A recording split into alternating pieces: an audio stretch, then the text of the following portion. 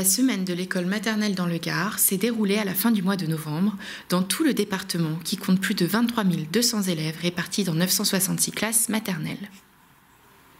Mise en œuvre par la mission départementale maternelle dans le Gard, il s'agissait de montrer le quotidien et témoigner des actions engagées par les équipes pédagogiques au service du petit enfant.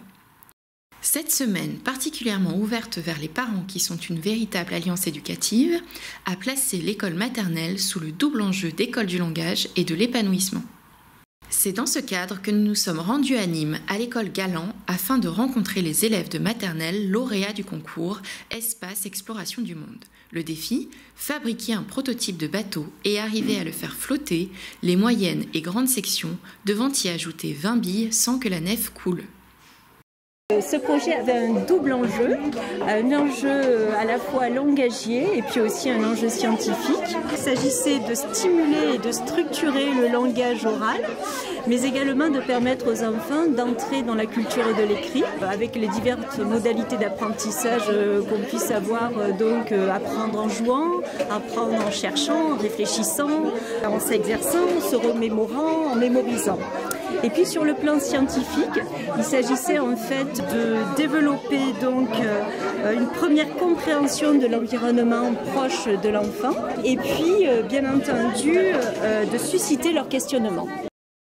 Alors, l'espace d'exploration qui devait être mis en place dans la classe et qui était donc vraiment une des contraintes pour participer donc à ce concours, si on peut appeler ça contrainte, c'était donc un espace comme celui-ci qui soit à la fois clair, structuré, organisé, ouvert, c'est-à-dire que les enfants devaient avoir la possibilité d'évoluer librement. C'était aussi et surtout un espace évolutif tant au niveau de l'affichage qu'au niveau du matériel, c'est-à-dire qu'il ne s'agissait pas de stocker du matériel scientifique dans cet espace-là, mais il s'agit de mettre à disposition des enfants du matériel qui soit vraiment en lien avec la thématique abordée.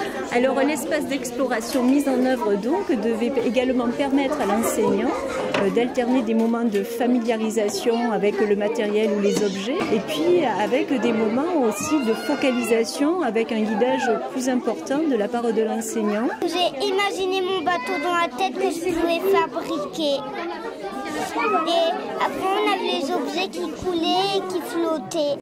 Même avec les 20 billes, ils ne coulent pas. Personne ne m'a aidé, j'ai fabriqué tout seul.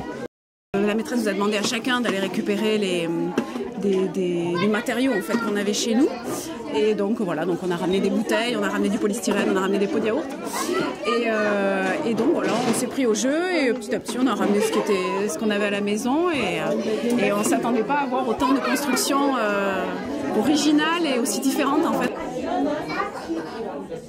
La démarche avec les enfants sur ces différentes expériences part toujours d'un point d'interrogation où on pose une question. Il y a ensuite un petit nuage. Donc le petit nuage, c'est un peu la symbolique de « je réfléchis ». Le symbole de la main, c'est le moment où les enfants vont expérimenter, ils vont essayer, donc avec des essais, des erreurs, pour après arriver à la petite ampoule, où la petite ampoule, ça va être l'apprentissage, et ça veut dire c'est ce qu'on a appris.